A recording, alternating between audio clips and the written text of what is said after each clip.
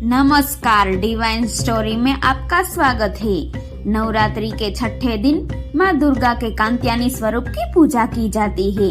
माँ कात्यायनी को महाशक्ति का रूप माना जाता है। आज हम आपको माँ कात्यायनी की एक अद्भुत कथा सुनाएंगे, इसलिए वीडियो को अंत तक देखें और माँ कात्यायनी का आशीर्वाद प्राप्त करें। प्राचीन काल में महर्षि कात्यायन एक महान ऋषि थे। वे माँ शक्ति के परम भक्त थे। उन्होंने कठोर तपस्या कर माँ दुर्गा से यह वरदान मांगा कि वे उनके घर पुत्री के रूप में जन्म ले। महर्षि कात्यायन की भक्ति से प्रसन्न होकर माँ ने उन्हें वरदान दिया और असुरों का नाश करने के लिए उनके घर जन्म लिया।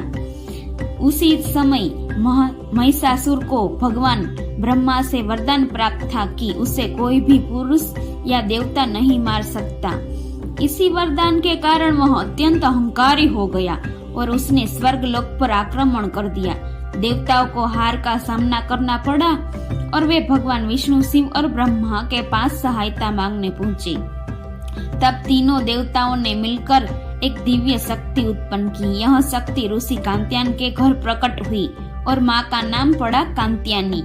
उन्होंने महिषासुर से भीषण युद्ध किया और अंत में अपने त्रिशूल से उसका वध कर दिया। इसी कारण माँ कात्यायनी को महिषासुर मर्दिनी भी कहा जाता है।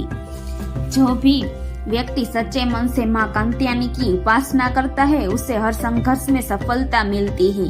अगर आपको यह कथा पसंद आई हो तो वीडियो को लाइक करें, शेयर करें और चैनल को सब्सक्राइब करना ना भूलें और कमेंट में जय माता दी जरूर लिखें।